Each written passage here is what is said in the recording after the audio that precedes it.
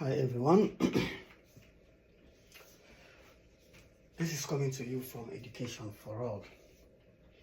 We are looking at functions and graphs here.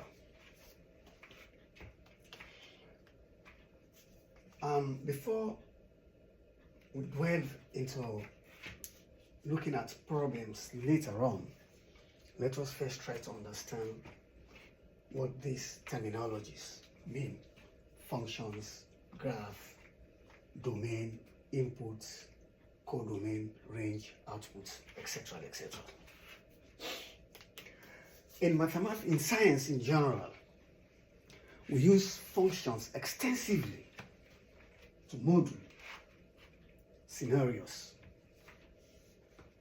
Functions, in the simplest term, we can say equations.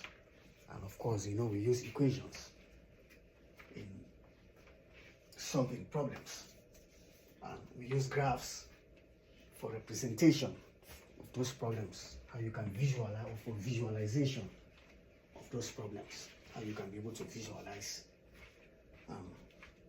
your data.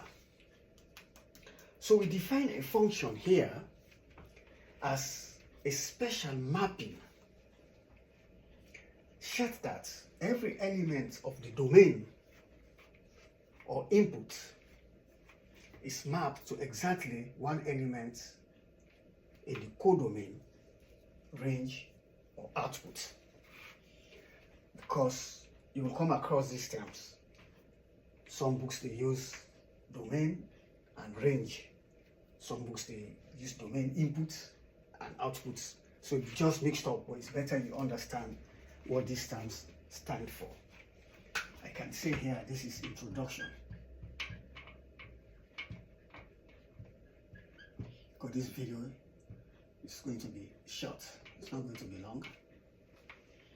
It is introduction. Right? So, with this definition in mind, then certain things will come up from this definition. If a special mapping that every element of the domain is mapped to exactly one element of the codomain, what if two or more elements from the domain are mapped to are mapped to one element in the codomain? Would we call that a function? So with this definition in mind, it means we have various types of mappings. So what are they? We should be able to identify them and should be able to describe them. Now, if we have a mapping like this,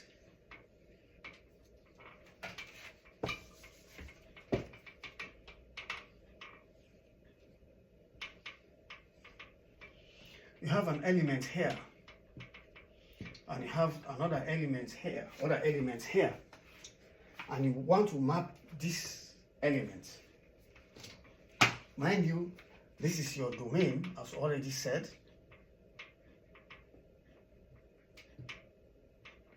And this is your codomain.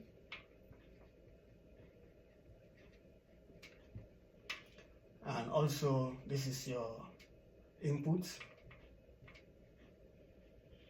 And this is your output, or range as well. This is X, this is Y, just for you to understand that this is the domain input is your X, because a function, as you know, if you have f of X equals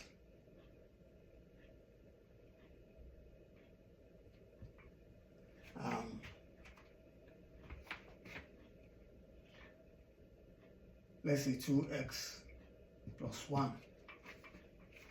This is a function, right? But if you don't want to put 2x plus 1, you can just say f of x is x.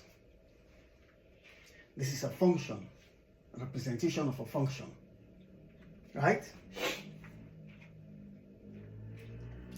And You can have something like this.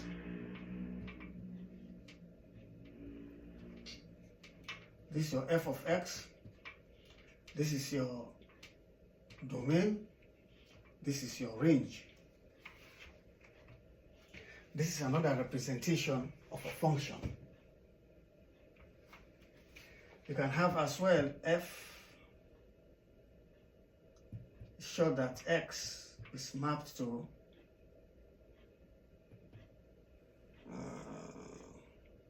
y.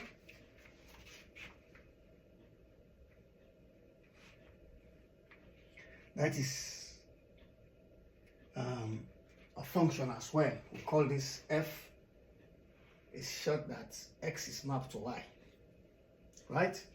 So with this in place, this is your function here. This is your function here. This is your domain or input.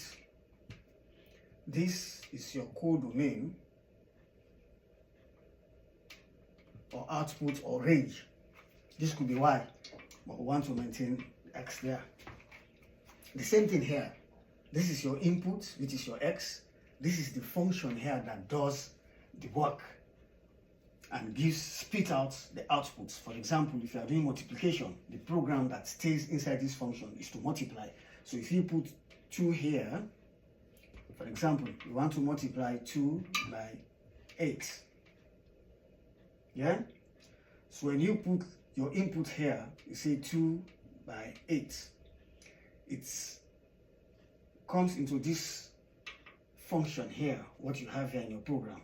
It will do the calculation for you and it will spit out 16. So that's why we say we use functions to model in physical sciences. This is just an introduction, and we shall explain more in the next video. Thank you for watching.